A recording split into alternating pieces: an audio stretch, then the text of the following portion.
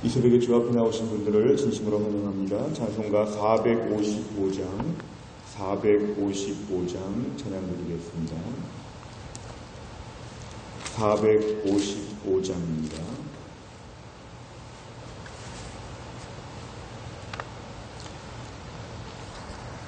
찬송가 455장 찬양 드리겠습니다. 주님의 마음을 본받는 자, 그 마음의 평강이 찾아오면 험악한 세상을 이길 힘이 하늘로부터 임함이로다. 주님의 마음 본받아 살면서 그 거룩하심 나도 이루리. 주 모습 내 눈에 안 보이며 그 음성 내 귀에 안 들려도 내 영혼 날마다 주를 만나 신령한 말씀 늘 배우도다. 주님의 마음 본받아 살면서 그 거룩하심 나도 이루리. 가는 길 거칠고 험하여도 내 맘에 불평이 없어짐은 십자가 고난을 이겨내신 주님의 마음 본받음이라. 주님의 마음 본받아 살면서 그 거룩하심 나도 이루리. 주 예수 세상에 다시 오실 그날엔 무성도 변화하여 주님의 빛나는 그 영상을 다 함께 보며 주 찬양하리. 주님의 마음 본받아 살면서 그 거룩하심 나도 이루리. 아멘. 하나님 말씀은 민수기 30장입니다. 민수기 30장 9절부터 16절까지입니다. 민수기 30장 9절부터 16절까지의 말씀.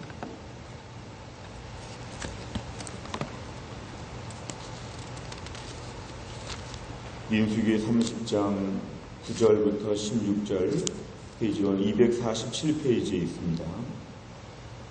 민수기 30장 9절부터 16절까지의 말씀을 저와 한 절씩 교독하시겠습니다. 제가 9절을 읽겠습니다. 과부나 이혼당한 여자의 소원이나 그가 결심한 모든 서약은 지킬 것이니라. 부녀가 혹시 그의 남편의 집에서 소원을 하였다든지 결심하고 서약을 하였다 하자 그의 남편이 그것을 듣고도 아무 말이 없고 금하지 않으면 그 소원은 다 이행할 것이요 그가 결심한 서약은 다 지킬 것이니라. 그러나 그의 남편이 그것을 듣는 날에 무효하게 하면 그 소원과 결심한 일에 대하여 입술로 말한 것을 아무것도 이루지 못하나니 그의 남편이 그것을 무효하게 하였은즉 여호와께서 그 부녀를 사하시느니라. 모든 소원과 마음을 자제하기로 한 모든 서약은 그의 남편이 그것을 지키게도 할 수 있고 무효하게도 할 수 있으니 그의 남편이 여러 날이 지나도록 말이 없으면 아내의 소원과 스스로 결심한 일을 지키게 하는 것이니 이는 그가 그것을 들을 때에 그의 아내에게 아무 말도 아니하였으므로 지키게 됨이니라. 그러나 그의 남편이 들은 지 얼마 후에 그것을 무효하게 하면 그가 아내의 죄를 담당할 것이니라. 이는 여호와께서 모세에게 명령하신 규례니 남편이 아내에게 아버지가 자기 집에 있는 어린 딸에 대한 것이니라. 아멘. 이 민수기 30장의 말씀은 특별히 하나님 앞에 소원한 부분에 있어서 어떻게 지켜야 되는지를 얘기하고 있는 말씀입니다. 오늘 말씀은 30장의 후반부로서 9절에 보니까 과부나 이혼당한 여자, 이것은 이 남편이 없다는 것을 얘기합니다. 남편이 없는 자가 약속한 것은 모든 서약을 다 지켜야 한다고 얘기합니다. 근데 10절에 보니까 남편이 있는 여자의 이야기입니다. 남편이 있는 경우에 하나님 앞에 내가 이것도 저것도 많은 걸 소원하였을 때 11절에 그 소원이 유효하게 되려고 하면 남편이 허락을 해야 된다고 얘기합니다. 11절에 보면 남편이 자기 아내가 하나님 앞에 무엇을 소원했다고 이렇게 말한 것에 대해서 남편이 아무 말이 없다. 이건 암묵적인 동의입니다. 그리고 금하지 않게 되면 그 소원은 다 지켜야 된다고 하는, 하나님께 하는 소원은 다 지켜야 한다고 오늘 말씀합니다. 그러나 12절에 보니까 아무리 부인이 하나님 앞에서 결단하고 서약하고 소원하였다고 할지라도 남편이 거기에 대해서 반대하게 되면 그러면 그것을 지키지 않아도 된다. 무효하게 된다고 얘기합니다. 남편이 그것을 무효하게 하였은즉 여호와께서 그 부녀를 사하시느니라. 그 부녀가 그 소원을 지키지 않는 경우에 하나님 용서하여 주신다. 왜냐하면 하나님이 세우신 가정의 지도자로서 남편의 권위를 하나님 인정하시기 때문에 남편이 거기에 대해서 무효하게 반대하고 그 소원에 대해 동참하지 않으면 그 지키지 않아도 괜찮다고 하는 단서 조항을 달고 있습니다. 13절에 보니까 모든 소원 그리고 마음을 자제하기로 한 모든 서약, 소원과 서약 두 가지에 대해서 남편이 가정의 지도자로서 하나님이 세우신 머리로서 남편이 지키게도 할 수 있고 무효하게도 할 수 있다고 하나님은 인정하십니다. 여기서 남편이 대단하고 훌륭하고 이런 것들을 언급하지 않고 남편이라고 하는 그 포지션 자체가 하나님이 세워주신 자리임을 인정하고 남편에 대한 지도력을 아내가 인정하도록 오늘 본문에 강조하고 있습니다. 14절에 보니까 그의 남편이 이렇게 중요한 책임을 맡고 있음에도 불구하고 여러 날이 지나도록 아무 말이 없으면 암묵적인 동의처럼 지금 이미 일이 지나갔는데 나중에 거기에 대해서 반대할 수 없다는 것입니다.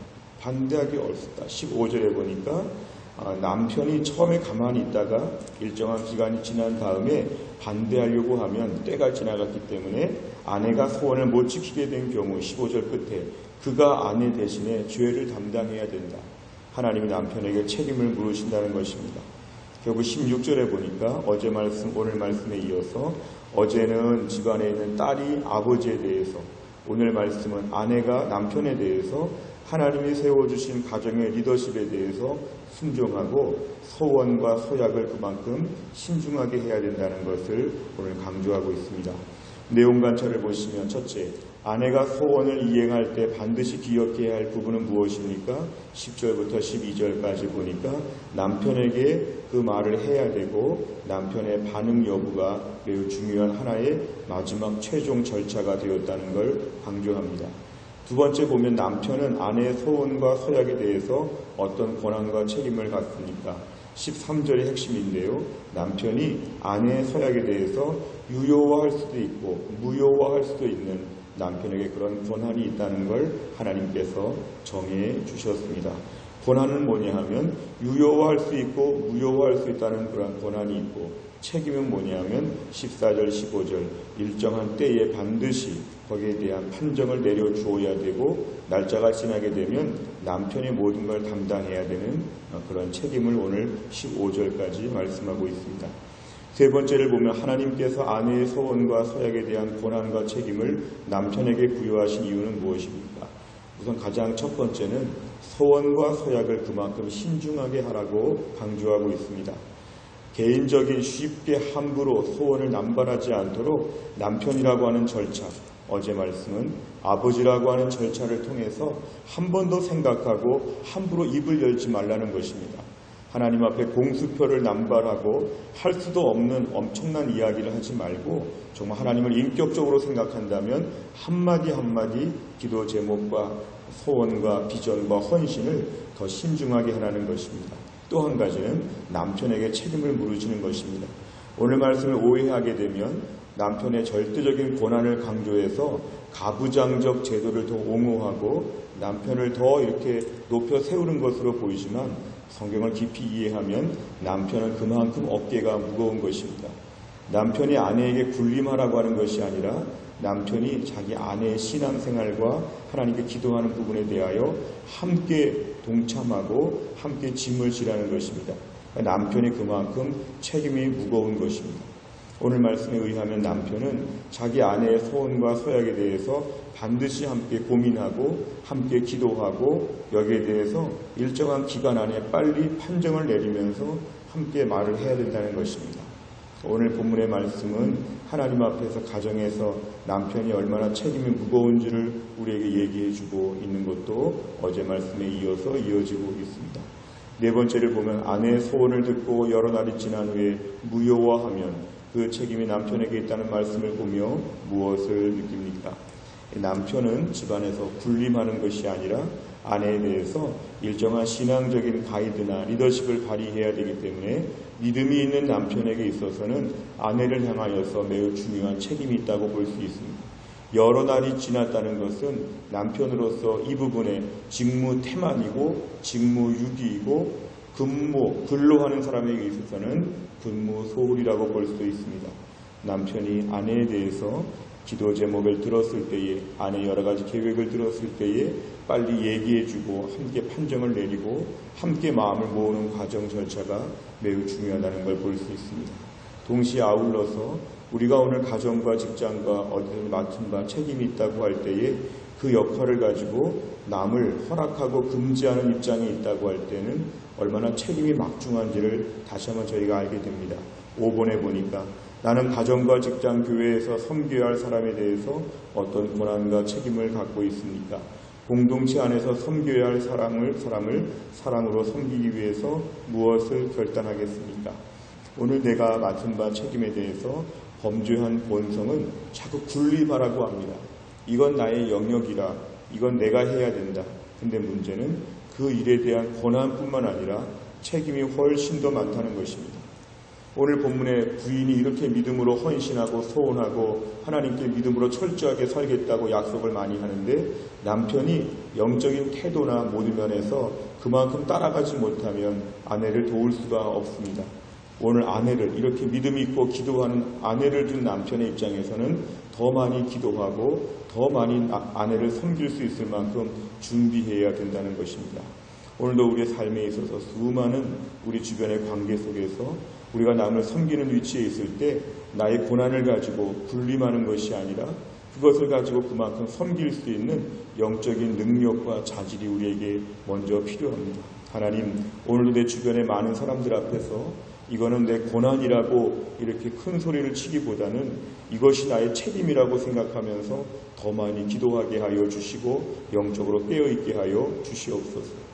내가 오늘 더 높은 사람이라고 하는 생각보다는 더 많은 기도 제목이 있다는 생각을 우리가 가져야 합니다. 오늘 말씀 앞에서 교회 목회자나 장로님들이나 순장님들이나 교회 안에 책임을 맡은 우리들에게 있어서는 어깨가 매우 무거운 말씀입니다. 교회가 점점 더 커질수록 점점 더 많은 성도가 있다고 자랑할 것이 아니라 더 많은 사람을 책임져야 되기 때문에 더 지역과 나라와 민족을 위해 더 많은 일을 감당해야 되기 때문에 오늘도 우리는 더 많은 어깨가 무겁다는 마음을 가지고 더 기도하는 일에 앞장서야 할 것입니다. 하나님이 나를 훈련시키시고 영적인 분별력을 주시고 많은 달란트를 주셨다면 이것 때문에 높아지는 것이 아니라 더 많은 책임이 있는 것입니다. 더 많은 사람을 섬길 수 있도록 더 많은 사람 앞에 나의 달란트와 은혜 받은 걸 나눠줄 수 있도록 하나님 저를 세워 주시옵소서. 나에게 있는 자리에서 오늘도 나의 고난을 강조하는 것이 아니라 나의 책임을 강조하는 신실한 주의 일꾼 되는 것이 오늘 말씀에서는 매우 중요합니다. 하나님, 오늘 말씀 앞에서 다른 사람이 아니라 바로 나 자신이 문제입니다. 나의 고난을 가지고 책임을 더 감당하는 믿음의 사람 되게 하여 주시고, 오늘 말씀을 다른 사람에게 적용할 것이 아니라 나에게 적용하여서 내가 지금 있는 위치에서 철저하게 주변의 사람들 앞에서 더 잘 섬길 수 있는, 더 책임을 지고 돌볼 수 있는 이런 믿음의 위치를 감당하게 하여 주옵소서. 우리 가정, 우리 자녀, 우리 부모, 우리 모든 주변의 삶 가운데서 내가 온전한 섬김으로서 역할을 더 잘 감당할 수 있기를 간절히 바랍니다. 기도하겠습니다. 아버지 하나님, 감사합니다. 이 새벽에 하나님이 저희를 깨워주심을 감사합니다. 무엇보다 오늘의 말씀을 우리에게 주셨는데, 가정의 아버지나 가정의 남편으로서 자기 딸과 자기 아내에 대해서 그 소원한 내용에 대하여 중간에서 무효화할 수도 있고 유효화할 수도 있다고 하는 책임에 대한 말씀이 있었습니다. 하나님, 그 자리에서 금지하거나 허락하는 권한이 있다는 것을 내세우지 아니하고 그것을 가지고 얼마나 신중하게 판정을 내려야 되는지, 딸과 아내에 대해서 높은 사람인 것처럼 리더십을 행사하는 것이 아니라 정말 더 책임 있는 자리에서 잘 돌보는 위치를 감당하며 신중한 소원을 할 수 있도록 조언해야 되고 판정을 내려야 되는 이 엄유한 위치에 대해서 우리가 말씀을 보았습니다. 하나님, 범죄한 본성상 저희들은 남들 앞에 군림하고 싶고 나의 고난을 강조하고 싶고 여러 가지로 내세울 것이 많이 있지만, 오늘 말씀은 내가 있는 위치에서 더 많이 섬겨야 되고 더 많이 일해야 됨을 깨닫게 됩니다. 리더십이 높아갈수록 더 많은 책임이 있다는 것을 알게 됩니다.